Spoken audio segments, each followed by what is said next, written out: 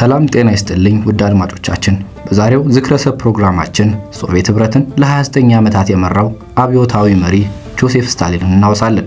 ፕሮግራሙን አዘጋጅቼ ወደ እናንተ የማቀርበው ሚካኤል ኃይለ መስቀል ነኝ። እስከ ፕሮግራማችን ፍጻሜ አብራችሁን ቆዩ።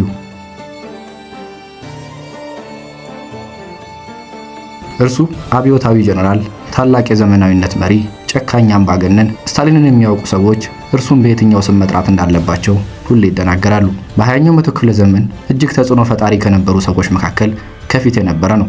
ከተራ ግለሰብነት ተነስቶ ከዓለማችን ታላላቅ ሀያላን ሀገራት መካከል የነበረው የሶቪየት ህብረት መሪ እስከመሆን የደረሰ ታላቅ ሰው ነበር። ስልጣንን ለማግኘት ማንንም ወይም ማንኛውንም ነገር ከመሰዋት ወደ ኋላ አይልም። እሱን የሚቃወሙት በጥይት ተመተዋል። የራሱ ዜጎች በፖሊስ ታድነው ተይዘዋል። በሚሊዮን የሚቆጠሩ ደግሞ በጉላግ የጉልበት ካምፖች አድካሚ ስራ እንዲሰሩ ተፈርዶባቸዋል። ይህ የጆሴፍ ስታሊን ታሪክ ነው። ጆሴፍ ድዙጋሽቪሊ በኋላም ጆሴፍ ስታሊን እንደ አውሮፓውያን አቆጣጠር ዲሴምበር 6 ቀን 1878 በሩሲያ ግዛት ዳርቻ ላይ በምትገኘው ጎሪ በምትባል አነስተኛ የጆርጂያ ከተማ ተወለደ። ወላጆቹ በስፌት ስራ የተሰማሩ የተዋጣላቸው ባለሙያዎች የነበሩ ሲሆን እናቱ የልብስ አባቱ ደግሞ ስኬታማ የጫማ ሰሪ ነበሩ። በዚህም ምክንያት የስታሊን የመጀመሪያዎቹ የልጅነት ዘመናት መልካም የሚባሉ ሆነው አለፉ። ነገር ግን ይህ ምቾት ለረጅም ጊዜ አልዘለቀም። ከጥቂት ጊዜያት በኋላ አባቱ ወደ መጠጥ ፊቱን አዙሮ እሱንና እናቱን መደብደብ ስራዬ ብሎ ተያዘው። በስተመጨረሻም ቤተሰቡን ሙሉ በሙሉ ትቶ ላይመለስ ጥሏቸው ሄደ። የስታሊን እናት ለልጃቸው የተሻለ ነው ብለው በማሰብ ካህን እንዲሆን ብለው ወደ ስነ መለኮት ትምህርት ቤት ላኩት። ስታሊን በቤተ ክርስቲያን መዘምራን ውስጥ በመዘመርና በትጋት በመስራት የሚታወቅ ምሳሌ የሚሆን ተማሪ ነበር። ነገር ግን ወደ ወጣትነት ዕድሜው ሲገባ በሃይማኖታዊ ሕይወት ተስፋ መቁረጥ ጀመረ። 3 ዓመታት በዚያ ከቆየ በኋላ በሴሚናሪው የተከለከለ የንባብ ክበብን ተቀላቀለ።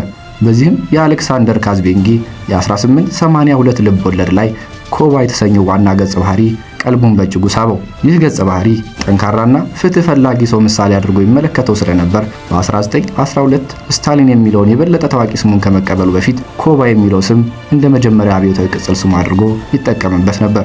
ገና በወጣትነት ዕድሜው በዚያን ጊዜ በጣም ተወዳጅ ከነበሩት የሶሻሊዝም አቀንቃኞች አንዱ በሆነው በካርል ማርክስ ስራዎችና ማርክሲዝም በሚባሉ ንድፈ ሐሳቦች ፍቅር ተነደፈ።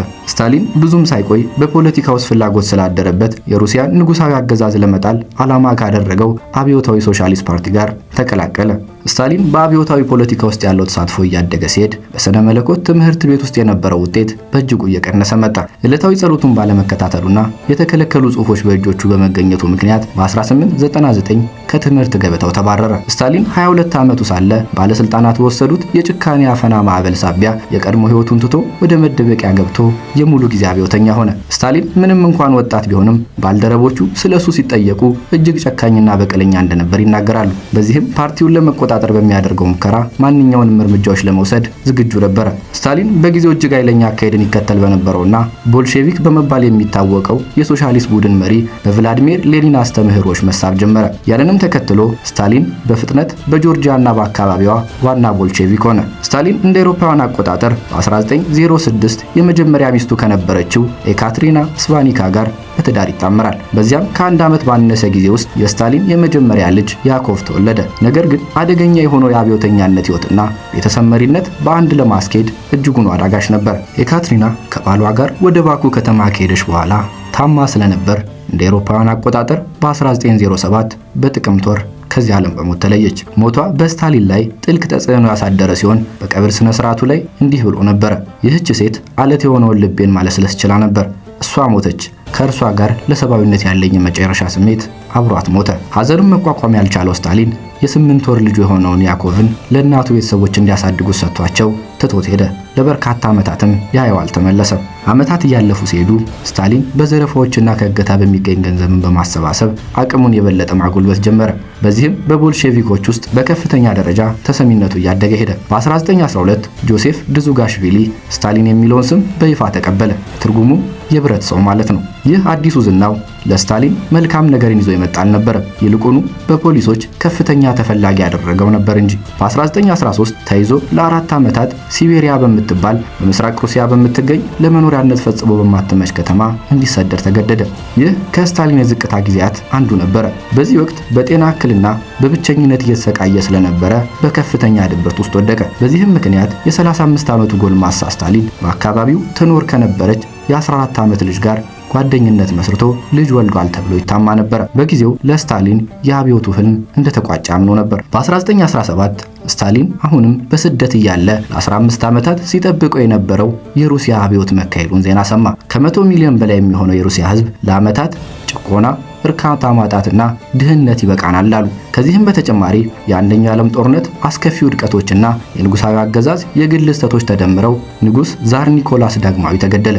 የቤተሰቡ የ300 ዓመታት አገዛዝ እንዲያከትም ሆነ። በዚህም አገሪቱን ለመቆጣጠር ጊዜያዊ መንግስት እንዲቋቋም ተደረገ።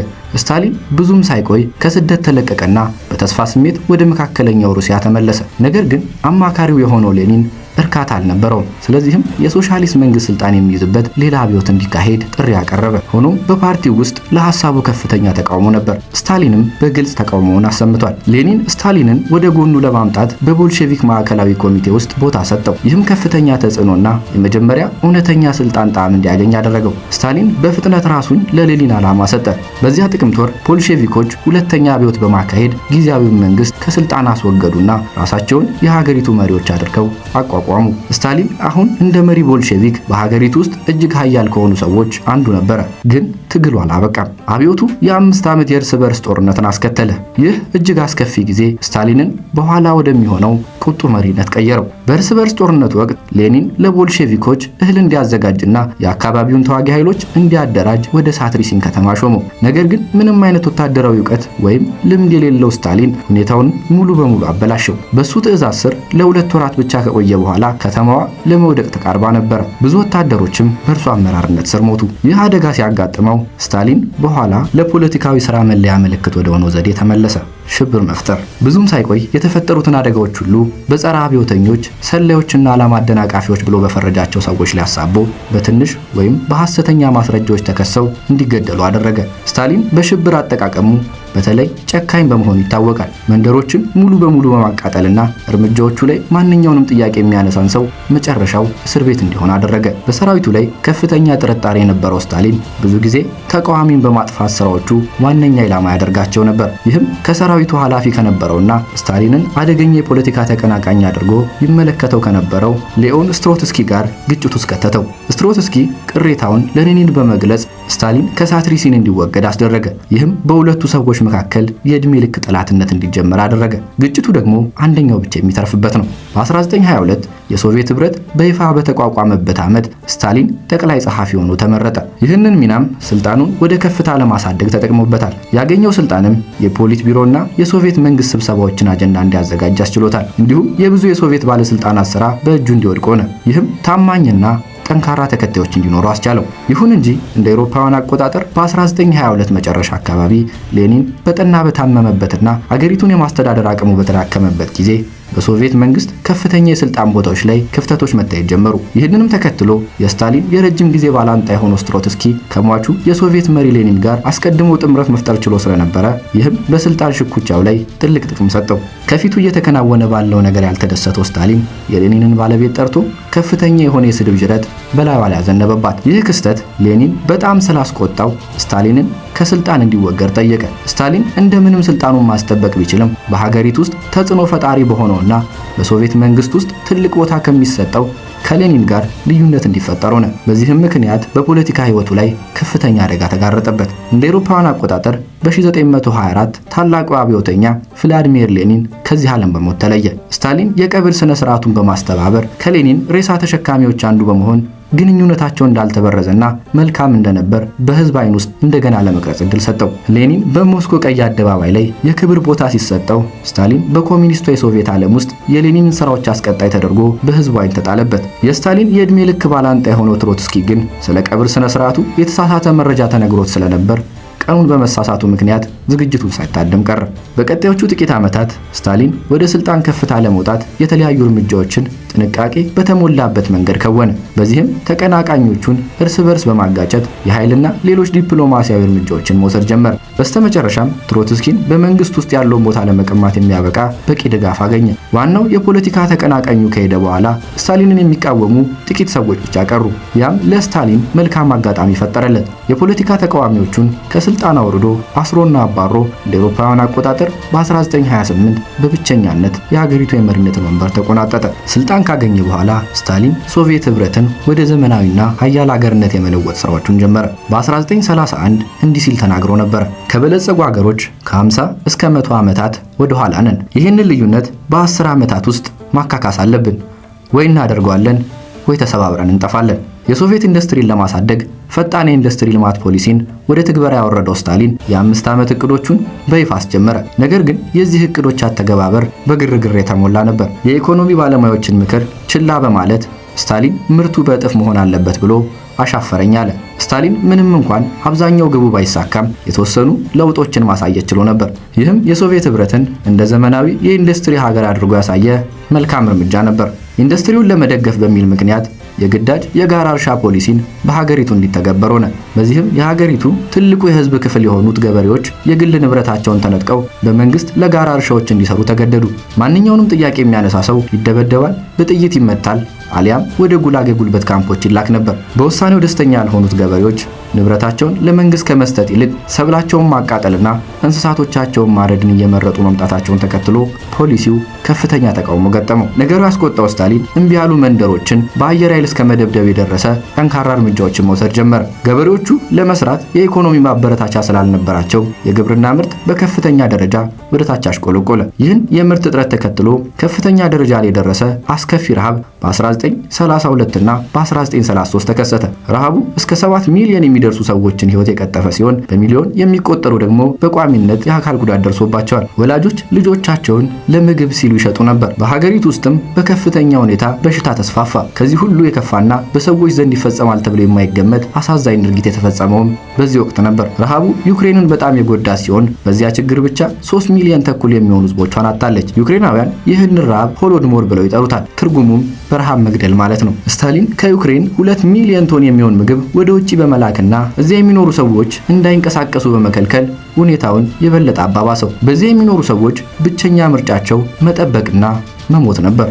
ነገር ግን ለስታሊን ይህ ድርጊቱ በሚሊዮን የሚቆጠሩ ሰዎችን ህይወት ያስከፈለ፣ ገበሬዎችንም ለመንግስት ባሮች ያደረገ ቢሆንም ሀገሪቱን ኢንዱስትሪ መር ለማድረግ የሰራተኞችን ፍላጎት በማስቀደም እነርሱን ለመመገብ የወሰደው ህዝቡን መስዋዕት የማድረግ እርምጃ ነበር። በ1930ዎቹ ዓመታት ስታሊን በዙሪያው ባሉት ሰዎች ላይ የነበረው ጥርጣሬ በከፍተኛ ሁኔታ እየጨመረ መጣ። ያለማቋረጥ ከሃዲዎችና ሴረኞችን ይፈልግ የነበረው ስታሊን ስልጣኑን ለማስጠበቅ የማይፈነቅለው ድንጋይ አልነበረም። በመጀመሪያ የፖለቲካ ተቃዋሚዎቹን ኢላማ ያደረገ ሲሆን የሶቪየት ፖለቲከኛ የነበረው ሰርጌይ ኪሮቭ መገደል ተጽዕኖ ፈጣሪ ተቃዋሚዎቹን በሴራ እንዲከስበት ጥሩ መንገድ ከፈተለት። ከ1936 እስከ 1938 ባለው ጊዜ ውስጥ በርካታ የአደባባይ ሸንጎ ወይም ሾ ትራይልስ ተካሂደዋል። በድብደባው ጥፋታቸውን እንዲያምኑ ተደርጎ የተከሰሱት ሰዎች በሐሰተኛ ማስረጃ ተከሰው በጥይት ተደብድበው ተገደሉ። ከሁሉም በፊት የነበሩትና ጠንካራ የፖለቲካ አስተያየቶች የነበሯቸው ነባር ቦልሼቪኮች የስታሊን ዋነኛ ኢላማ ተደርገው ነበር። በእነርሱ ምትክ ደግሞ በቀላሉ የሚመሩና የስታሊንን ፍርድ ፈጽሞ የማይጠይቁ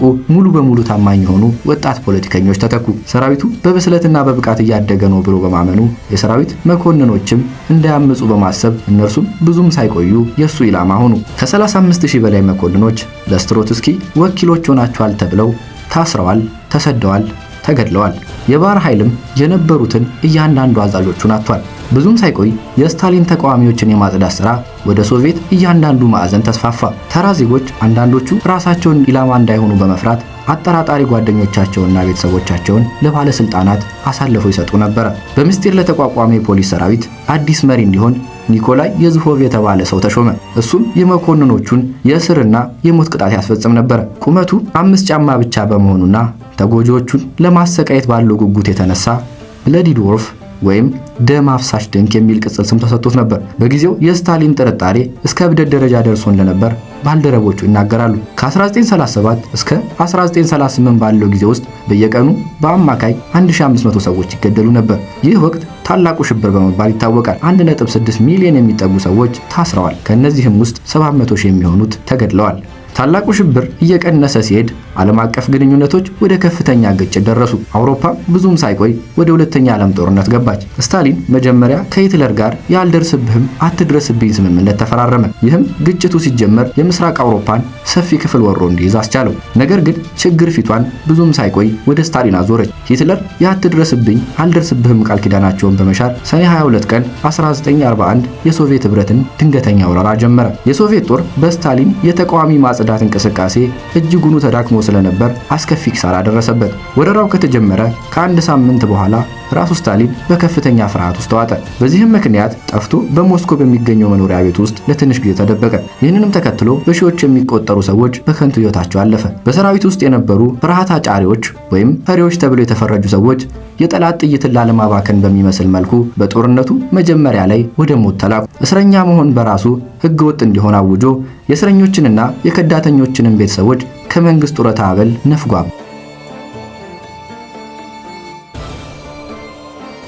ባረረ። ጦርነቱ ከተቀሰቀሰ ከ4 ወራት በኋላ ብቻ ከ10 ሺህ በላይ የሰራዊት አባላት ባለቆቻቸው በጥይት ተደብድበው ተገለዋል። በዚህ ሁሉ ነገር ውስጥም ቢሆን ብዙም ሳይቆይ ድል ፊቷን ወደ ሶቪየት መለሰች። በሶቪየት ህዝብ ጀግንነትና ቆራጥ በነበረ አመራርነት ጀርመኖች ወደ ኋላ እንዲሸሹ ተደረገ። በ1944 ናዚ ጀርመን ሙሉ በሙሉ በማፈግፈግ ላይ የነበረ ሲሆን ሶቪየቶችም የምስራቅ አውሮፓ ሰፊ ክፍልን ተቆጣጠሩ። በስተመጨረሻም በርሊንን ያዙ። ነገር ግን ይህ ድል የመጣው በ25 ሚሊዮን ሰዎች የህይወት ዋጋ ነበር።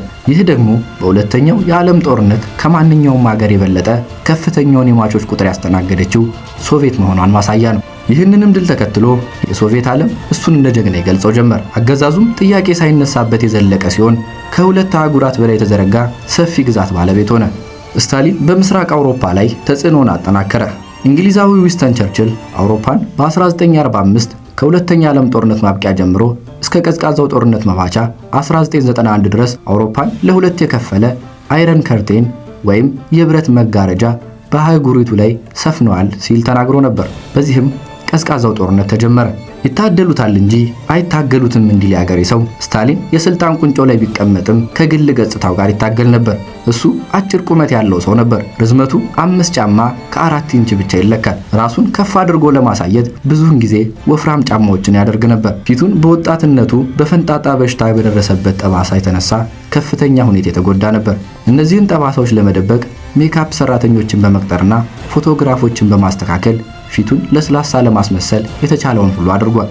በመጨረሻዎቹ ዓመታት ስታሊን ተጠራጣሪና ብቸኛ ሆነ። በእሱ ዘንድ የሚያምነውና የኔ የሚለው ሰው አልነበረም። በታላቁ ሽብር ወቅት የራሱን ቤተሰብ እንኳን ሳይቀር ገድሏል። የመጀመሪያ ልጁ ያኮቭ በሁለተኛው የዓለም ጦርነት ወቅት ተማርኮ ተገድሏል። በ1919 ናዲየዥዳ አሉሊየቫን የተባለች ሴት ያገባ ቢሆንም በ1932 ከህዝብ ለህዝብ ግጭቱ በኋላ ራሷን አጠፋች። በመጨረሻዎቹ ዓመታት የስታሊን ጤና ከመጠን በላይ መጨነቁን ለዓመታት ማጨሱንና ለረጅም ጊዜ መጠጣቱን ተከትሎ በከፍተኛ ሁኔታ እያሽቆለቆለ መጣ። መጋቢት 1 ቀን 1953 ሞስኮ በሚገኘው ቤት ውስጥ ከባድ የደም መፍሰስ በሽታ ወይም ስትሮክ ገጠመው። ጠባቂዎቹ ቁጣውን በመፍራት ያለ ፍቃድ ወደ ውስጥ ለመዝለቅ ፈርተው ስለነበር ድፍረት እስኪያገኙ ድረስ ሰዓታት ፈጅቶባቸዋል። ከዛ በተጨማሪ ስታሊን የራሱ ዶክተሮች ሊገድሉት እየሞከሩ እንደሆነ ይጠራጠር ስለነበር የሕክምና ባለሙያን ለመጥራት ብዙ ሰዓት ፈጅቶበታል። ነገር ግን ሲደርሱ ያኔ በጣም ዘግይቶ ነበር። ኃያሉና ሞት እንኳን አይደፍረውም የሚባለውን ሰው መጋቢት 5 ቀን 1953 ለብዙ ቀን ፓራላይዝ ሆኖ ከቆየ በኋላ በ74 ዓመቱ ሞተ። ጆሴፍ ስታሊን በታሪክ ውስጥ አንዳንዶች እንደ ቆራጥ መሪ ይሉታል፣ አንዳንዶች ደግሞ እጅግ አሳፋሪ ከነበሩ መሪዎች መካከል አንዱ ነበር ይላሉ። ሶቪየት ህብረትን ወደ ዘመናዊነት በመለወጥና አገሪቱን በሁለተኛ ዓለም ጦርነት ውስጥ በብቃት በመምራቱ ሊመሰገን ይገባል የሚሉ አሉ። ነገር ግን ይህ የመጣው በታላቅ ዋጋ ነው። በ1930 እና 1952 ዓ.ም መካከል ከ26 ሚሊዮን በላይ ሰዎች በጥይት ተደብድበዋል፣ ታስረዋል ወይም እጣ ፈንታቸው ስደት ሆኗል። በስታሊን አገዛዝ ወቅት ቢያንስ 60 ሚሊዮን ሰዎች በአንድም ሆነ በሌላ ለጭቆና ተዳርገዋል። ይሁን እንጂ ከዚህ ሁሉ ነገር በኋላ ብዙ የሶቪየት ዜጎች ለገዢያቸው ታማኝ ሆነው ቆይተዋል። መንግስት ስታሊንን እንደ ጀግናና እንደ አባት መሪ የሚያሳይ የማያልቅ ፕሮፓጋንዳ ያቀርብ ነበር። ይህ ፕሮፓጋንዳ እጅግ ውጤታማ ስለነበረ ብዙዎች ሲሞት ከልባቸው አልቅሰውለታል። ስታሊን ራሱ ወደዚህ የላካቸው በጉላግ ውስጥ ያሉ እስረኞች እንኳን ሳይቀሩ በሞቱ ዜና እንዳዘኑ ተዘግቧል። ጀግናም ይሁን አምባገነን፣ የዘመናዊነት መሪ የሚሆን ጨካኝ ገዳይ ስታሊን የ20ኛው ክፍለ ዘመን እጅግ ተጽዕኖ ፈጣሪ ከሆኑ ሰዎች አንዱ እንደነበረና ስራዎቹም ዛሬ የምናውቀውን ዓለም እንደቀረጸው ቀደም ሲል ያጣቀስናቸው መረጃዎች ያመላክታሉ። ውድ የዝግጅታችን ተከታታዮች በዓለም አቀፉ ተጽዕኖ ፈጣሪ የጆሴፍ ስታሊን ዙሪያ ትኩረቱን ያደረገው የዛሬው የዝክረ ሰብ መሰናዷችን የተከታተላችሁትን ይመስል ነበር። ለመረጃ ምንጭነት history.com፣ ቢቢሲ እንዲሁም የተለያዩ ድረገጾችን ተጠቅመናል። ፕሮግራሙን አዘጋጅቼ ያቀረብኩላችሁ ሚካኤል ኃይለ መስቀል ነበርኩ። የዛሬ በዚሁ ተጠናቀቀ። ሰላም ቆዩ።